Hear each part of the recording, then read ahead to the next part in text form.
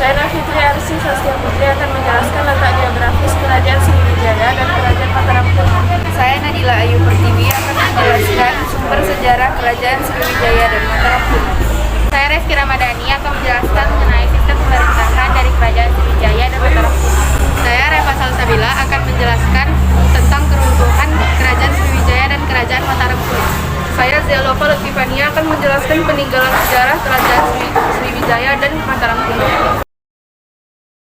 Letak geografis Kerajaan Sriwijaya.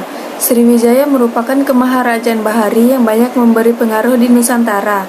Dengan daerah kekuasaannya berdasarkan peta membentang dari Kamboja, Thailand, Semenanjung Malaysia, Sumatera, Jawa Barat, dan kemungkinan Jawa Tengah. Hal ini disebabkan karena Kerajaan Sriwijaya dekat dengan Selat Malaka. Selat Malaka pada saat itu merupakan jalur perdagangan salah satu yang dikenal oleh para pedagang. Berdasarkan penemuan prasasti, dapat dikatakan bahwa letak Sriwijaya terletak di wilayah Sumatera bagian selatan. Pusat pemerintahannya diperkirakan berada di tepi Sungai Musi atau tepatnya di kota Palembang. Letak geografis Kerajaan Mataram kuno. Kerajaan Mataram kuno adalah kerajaan Hindu-Buddha yang berdiri di Jawa Tengah bagian selatan pada abad ke-8. Kemudian pindah ke Jawa Timur pada abad ke-10. Di Jawa Tengah, letak Mataram kuno diperkirakan terletak di Bumi Mataram atau sebutan lama untuk Yogyakarta. Pusat kerajaan ini kemudian mengalami beberapa kali pemindahan hingga sampai ke Jawa Timur. Kerajaan Mataram kuno juga sering disebut sebagai Kerajaan Mataram Hindu atau Kerajaan Medang. Sumber sejarah Kerajaan Sriwijaya. Sumber sejarah Kerajaan Sriwijaya adalah prasasti. Prasasti-prasasti itu ditulis dengan huruf Pallawa, bahasa yang dipakai dalam Melayu kuno. Yang pertama, ada prasasti kedudukan bukit. Prasasti ini ditemukan di Sungai Tatang dekat Palembang. Prasasti ini berangka tahun 605 Saka atau 683 Masehi. Isinya antara lain menerangkan bahwa seseorang bernama Dapun Tahyang mengadakan perjalanan suci dengan menggunakan perahu. Ia berangkat dari Minanggatamuan dengan membawa tentara 20.000 personel. Yang kedua, ada prasasti Talang Tuo. Prasasti ini ditemukan di sebelah barat kota Palembang di daerah Talang Tuo. Prasasti ini berangkat tahun 606 Saka atau 684 Masehi. Isinya menyebutkan tentang pembangunan sebuah taman yang dibuat oleh Dapun Tahyang Srijayana. Yang ketiga, ada prasasti Telaga Batu. Prasasti ini ditemukan di Palembang. Prasasti ini tidak berangkat tahun. Isinya terutama tentang kutukan-kutukan yang menakutkan bagi mereka yang berbuat kejahatan.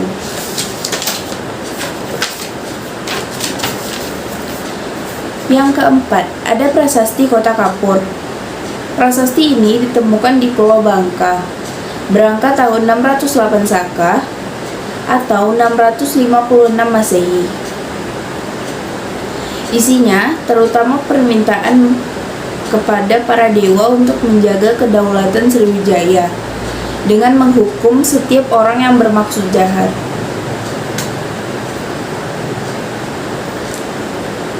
Lalu yang kelima, ada prasasti Karangbrahi. Prasasti ini ditemukan di Jambi. Berangkat tahun 608 Saka atau 686 Masehi. Isinya sama dengan prasasti Kota Kapur. Beberapa prasasti yang lain yaitu prasasti Ligor berangkat tahun 775 Masehi ditemukan di Ligor, Semenanjung Melayu, dan prasasti Nalanda di India Timur. Di samping prasasti berikut, berita Cina merupakan sumber sejarah Sriwijaya yang penting. Misalnya, berita dari Ising yang pernah tinggal di Sriwijaya. Sumber sejarah Kerajaan Mataram kuno. Ada dua jenis sumber sejarah utama kerajaan Mataram kuno, yaitu prasasti dan candi. Kedua jenis peninggalan sejarah ini menjadi landasan dalam mencari tahu kisah dan seluk-beluk kerajaan.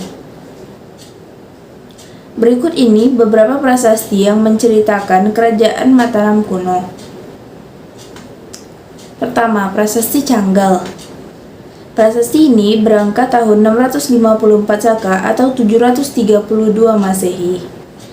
Prasasti Canggal ditemukan di halaman Candi Guning Wukir.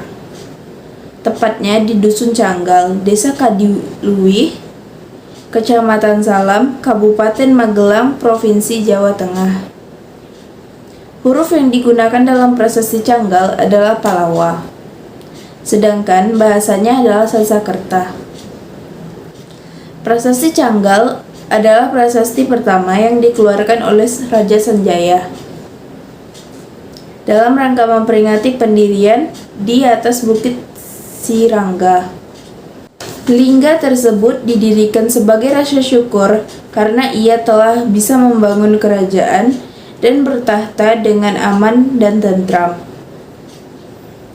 Dalam prasasti ini, Sanjaya tidak menyebutkan nama kerajaan yang ia pimpin. Ia malah menjelaskan bahwa raja di Jawa sebelum dirinya adalah Sana. Setelah Sana meninggal, kerajaan menjadi kacau. Kemudian Sanjaya menjadi raja atas bantuan sang ibu, Sahana, yang merupakan saudara Sana. Kedua, Prasasti Kalasan. Prasasti ini berangkat tahun 778 Masehi dan ditemukan di Desa Kalasan, Daerah Istimewa Yogyakarta. Huruf yang digunakan dalam penulisan prasasti ini adalah Pranagari atau India Utara, sedangkan bahasanya adalah Sanskerta.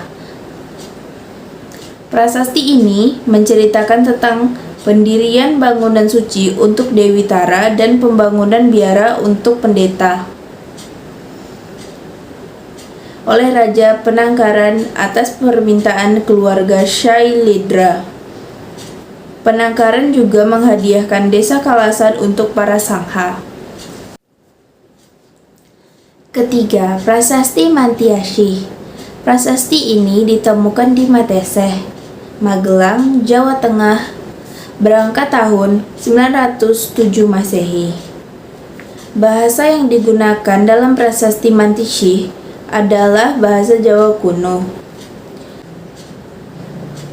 Prasasti ini berisi silsilah Raja-Raja Mataram sebelum Rakai Watukura Dia Balitung, yaitu Raja Sanjaya, Rakai Panangkaran, Rakai Panunggalan, Rakai Wara, Rakai Garung, Rakai Pikatan, Rakai Kayuwangi, dan Rakai Watuhumalang. Sistem pemerintahan Kerajaan Sriwijaya. Sistem pemerintahan Kerajaan Sriwijaya berbentuk kerajaan dengan berbasis maritim, di mana perpindahan kekuasaannya berdasarkan garis keturunan. Sriwijaya terus melakukan perluasan daerah, sehingga Sriwijaya menjadi kerajaan yang besar. Untuk lebih memperkuat kekuasaannya, pada tahun 775 Masehi, Sriwijaya membangun sebuah pangkalan di daerah Ligor. Waktu itu yang menjadi raja adalah Dharmasetra. Raja-raja yang terkenal pada masa pemerintahan Kerajaan Sriwijaya. Yang pertama, Balaputradewa. Balaputradewa memerintah sekitar abad ke-9 Masehi atau pada tahun 850 Masehi. Balaputradewa ini mencapai puncak kejayaannya pada bidang ekonomi, pendidikan, dan juga budaya. Balaputradewa merupakan keturunan dari dinasti Shailendra, yaitu putra dari Raja Samaratungga dengan Dewi Tara dari Sriwijaya. Hal tersebut diterangkan dalam prasasti Nalanda. Perjuangan Raja Balaputradewa pada masa pemerintahan Kerajaan Sriwijaya ada 3. Yang pertama, menjadikan Sriwijaya sebagai kerajaan Nusantara pertama yang mempunyai wilayah sangat luas, yaitu menjadikan sebagai kerajaan maritim dengan kekuatan angkatan laut dan wilayah perairannya yang luas. Yang kedua, Raja Balaputradewa membangun armada yang kuat. Hal ini bertujuan agar pelayaran di wilayah Kerajaan Sriwijaya menjadi aman dan akan ada banyaknya pedagang yang singgah Hal ini akan menjadikan dampak peningkatan pada bidang ekonomi. Yang ketiga, Raja Balaputradewa menjalin hubungan erat dengan kerajaan Belanga yang saat itu diperintahkan oleh Dewa Padewa. Raja ini menghadiahkan sebidang tanah kepada Balaputradewa dan tanah itu akan dijadikan sebagai asrama untuk siswa dan dibiayai oleh Balaputradewa sebagai dharma. Yang kedua, Sri Sudamaniwarmadewa. Pada tahun 990 Masehi, yang memerintah pada masa itu adalah Sri Sudamaniwarmadewa. Pada masa pemerintahannya terjadi serangan Raja Dharmawangsa dari Jawa Timur, akan tetapi serangan itu berhasil digagalkan oleh tentara Sriwijaya. Dan kemudian Sri Sudamaniwarmadewa digantikan oleh putranya yang bernama Marawijaya Tunggawarman. Dan yang ketiga, Marawijaya Tunggawarman pada tahun 1008 Masehi. Pada masa pemerintahannya, Sriwijaya menjalin hubungan erat dengan Raja Rajaraya I Kolamanda. Pada masa pemerintahan itu, Sriwijaya mempertahankan kebesarannya. Pada masa kejayaannya, wilayah kekuasaan Sriwijaya itu cukup luas seperti Jawa bagian timur, Jawa bagian barat, Semenanjung Melayu, dan Kalimantan. Bahkan Muhammad Yamin pun mengakui bahwa Sriwijaya itu sebagai negara nasional pertama. Untuk mengurus setiap daerah kekuasaannya, Sriwijaya dipercayakan oleh seseorang, yaitu Rakrian atau wakil raja di daerah. Pada masa ini, Sriwijaya sudah mengenal struktur pemerintahan. Sistem pemerintahan Kerajaan Mataram kuno. Dalam sistem pemerintahan Kerajaan Mataram kuno ini terdapat dua dinasti yang masing-masing bercorak Hindu dan Buddha, yaitu dinasti Sanjaya dan dinasti Shailendra. Raja-raja memerintah pada masa Mataram kuno. Yang pertama, Sanjaya. Sanjaya memerintah pada masa Mataram kuno itu pada tahun 717 sampai 780 Masehi. Pada saat itu, Sanjaya melakukan penaklukan terhadap raja-raja kecil bawaan sana. Setelah itu, pada tahun 732 Masehi, Sanjaya membangun sebuah bangunan suci untuk pemujaan. Bangunan ini berupa lingga dan berada di atas gunung bukit atau bukit Tirangga, dan merupakan lambang keberhasilan Sanjaya dalam menaklukkan raja-raja. Yang kedua, Raja Panangkaran. Setelah Raja Sanjaya wafat, kemudian dia digantikan oleh putranya bernama Raja Panangkaran.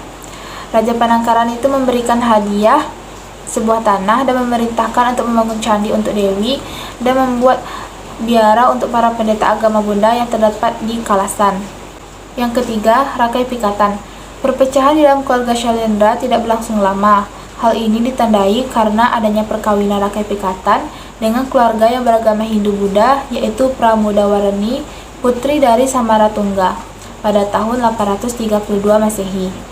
Setelah Samaratungga wafat, terjadi perang perebutan antara Rakai Pikatan dengan Balaputradewa. Balaputradewa membangun benteng pertahanan di perbukitan sebelah selatan yang dinamai dengan Candi Boko. Dalam pertempuran, Balaputradewa terdesak dan melarikan diri ke Sumatera dan menjadi raja di Kerajaan Sriwijaya. Yang keempat, Dyah Balitung. Ia memerintah pada tahun 898 sampai 911 Masehi. Pada masa pemerintahannya, bidang ekonomi, agama, dan kebudayaan mengalami kemajuan. Tetapi setelah masa pemerintahan Dyah Balitung, Kerajaan Mataram kuno mengalami kemunduran. Raja yang berkuasa setelah Balitung adalah Daksa, Tulodang, dan Wawa. Kelima, Empu Sindok pada tahun 929 Masehi. Pertikaian yang tidak pernah berhenti menyebabkan Empu Sindok memerintahkan untuk memindahkan ibu kota dari Medan ke Daha atau Jawa Timur dan mendirikan dinasti baru yang bernama dinasti Isyanawansa. Di samping pertentangan keluarga, pemindahan pusat kekerajaan juga dikarenakan mengalami kehancuran akibat letusan gunung berapi. Pusat pemerintahan keluarga Isyana terletak di Tamawalang di Jombang. Yang keenam, Sri Isyana Tunggawijaya. Yang ketujuh, Dharmawangsa Tuguh. Dan yang kedelapan atau yang terakhir yaitu Airlangga. Setelah Dharmawangsa Tuguh turun takhta dan digantikan oleh Airlangga yang saat itu usianya masih 16 tahun. Airlangga membantu Sriwijaya ketika diserang oleh Raja Kolamandala dari India Selatan. Dan pada tahun 1037 Masehi, Airlangga mempersatukan kembali daerah yang pernah dikuasai oleh Dharmawangsa, meliputi seluruh Jawa Timur. Kemudian Airlangga memindahkan ibu kota kerajaannya dari Daha ke Kehidupan.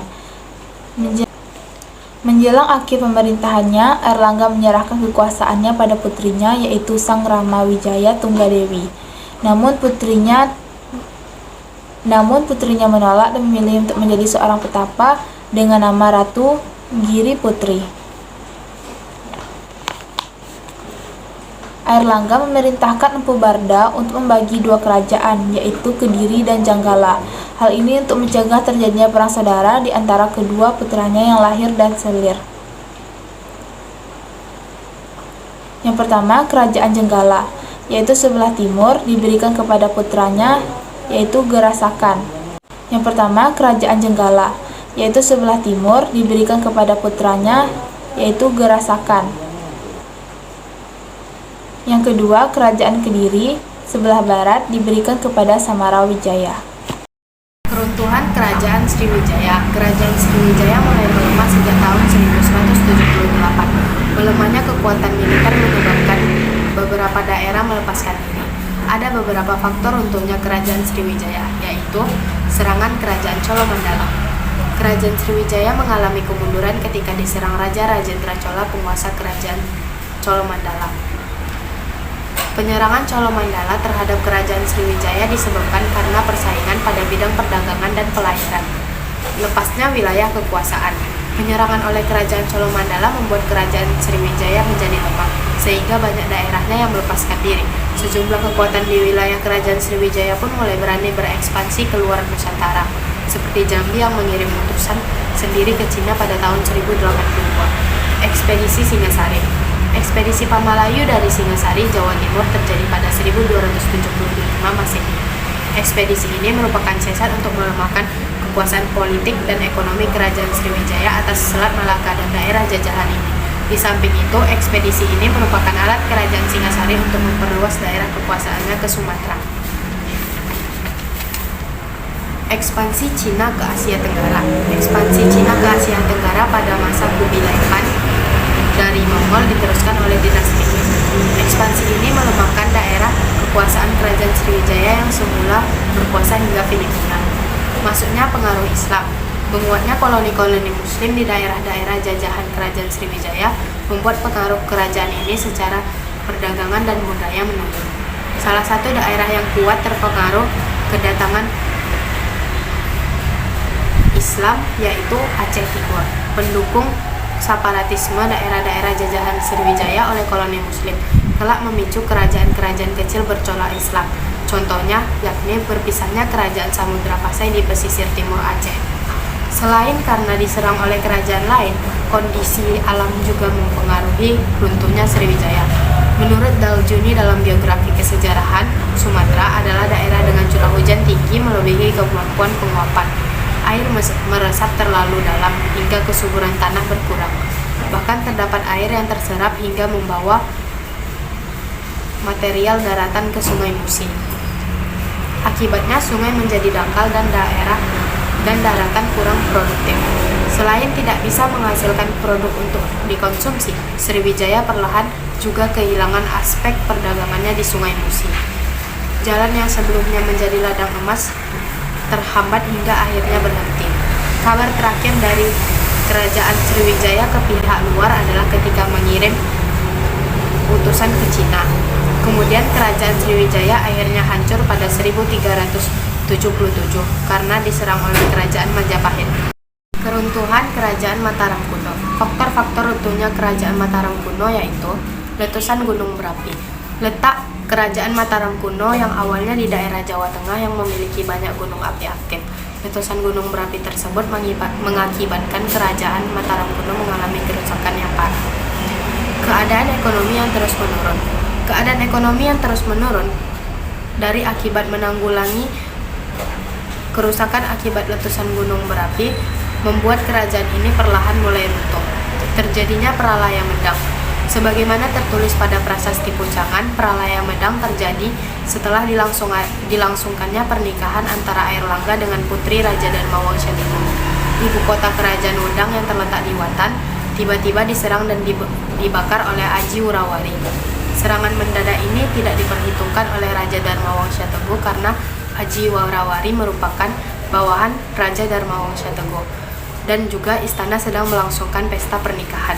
Peristiwa ini dikenal sebagai Pralaya Medang. Banyak pembesar kerajaan yang tewas termasuk Raja Dharmawangsa Teguh dan putrinya. Adanya kekosongan jabatan di akhir kerajaan. Di akhir masa kepemimpinan raja terakhir dari Mataram kuno, Ia tidak memiliki pewaris tahta sehingga jabatan terakhir terpaksa diberikan kepada penasehatnya, yaitu Mpu Sido, yang kemudian memindahkan ibu kota kerajaan ke Jawa Timur. Peninggalan sejarah Kerajaan Sriwijaya yang pertama adalah Candi Muaro Jambi. Candi Muaro Jambi merupakan candi pertama dan terluas di Asia Tenggara yang pernah didirikan oleh Kerajaan Sriwijaya. Terletak di Kecamatan Marosebo, Kabupaten Muaro Jambi. Yang kedua adalah Candi Muara Takus, terletak di Kabupaten Kampar, Riau. Yang ketiga adalah Candi Biaro Bahal, merupakan candi yang terletak di Desa Bahal, Tapanuli Selatan, Sumatera Utara. Terdapat juga di situ Candi Bahal 1, Candi Bahal 2, dan Candi Bahal 3. Yang keempat adalah Prasasti Talang Tuwo. Prasasti ini adalah prasasti pertama dalam peninggalan sejarah Kerajaan Sriwijaya. Di situ juga tertulis angka 606 Saka atau 23 Maret 684 yang berarti berasal dari era Sri Jayanasa. Yang kelima adalah Prasasti Kedukan Bukit, ditemukan oleh C.J. Battenberg pada tahun 1920. Di situ juga terdapat tulisan aksara Palawa dengan bahasa Melayu kuno, berkisah tentang awal mula berdirinya Kerajaan Sriwijaya. Yang keenam adalah Prasasti Telaga Batu, ditemukan di kolam Telaga Biru, Palembang pada tahun 1935. Yang ketujuh adalah Prasasti Karangberahi, ditemukan di Desa Karangberahi, Jambi. Di prasasti ini berisi kutukan kepada orang-orang jahat dan orang-orang yang melanggar aturan pemerintahan Kerajaan Sriwijaya pada masa itu. Yang kedelapan adalah Prasasti Kota Kapur, disebut juga sebagai dokumen berbentuk tulisan tua berbahasa Melayu. Yang kesembilan ada Prasasti Ligor, ditemukan di wilayah Thailand Selatan. Kini dikenal sebagai Nakhon Sitomarat. Lalu yang ke-10 Prasasti Leiden. Prasasti ini berisi tulisan berbahasa Sanskerta dan bahasa Tamil. Kini prasasti ini disimpan di Leiden, Belanda. Peninggalan-peninggalan sejarah lain yaitu Prasasti Palas Pasemah, Prasasti Hujung Langit, dan Arca Buddha Kota Cina. Peninggalan sejarah Kerajaan Mataram kuno. Yang pertama adalah Candi Borobudur. Candi Borobudur terletak di Magelang, Jawa Tengah. Didirikan oleh Raja Semaratungga dari dinasti Syailendra pada abad ke-9. Candi Borobudur merupakan candi atau kuil Buddha terbesar di dunia dan merupakan salah satu warisan dunia UNESCO. Yang kedua adalah Candi Prambanan, disebut juga sebagai Candi Loro Jonggrang, terletak di Sleman, Yogyakarta. Dibangun sebagai persembahan kepada Trimurti, yaitu Dewa Brahma, Dewa Wisnu, dan Dewa Siwa. Yang ketiga adalah Candi Kalasan, terletak tak jauh dari Candi Prambanan. Candi Kalasan memiliki 52 stupa dan dibangun sebagai persembahan kepada para bodhisattva wanita dari dinasti Syailendra. Yang keempat, Candi Sewu memiliki nama asli Prasada Vajrasana Manjusrika. Candi ini dibangun pada abad ke-8 saat dipimpin oleh Rakai Panangkaran. Yang kelima adalah Candi Mendut, merupakan candi Buddha yang didirikan pada masa pemerintahan Raja Indra dari dinasti Syailendra yang berlokasi di Magelang, Jawa Tengah. Yang keenam, Candi Arjuna, merupakan candi yang dibangun oleh dinasti Sanjaya pada abad ke-8 di Dieng.